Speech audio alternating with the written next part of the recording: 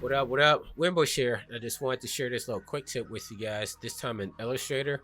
And so, if you're working with Adobe Illustrator, and let's say I have like this Illustrator icon here, let's say I stretch this out and I wanted to bring this into like After Effects or Cinema 4D, and I didn't want all this negative space around here. There's a quick solution for that to kind of confine the artwork box into just like around the largest area on your Illustrator file. So if I come up to Object and come down to, let me see, it is Artboards and Fit Artwork Bounds. There we go.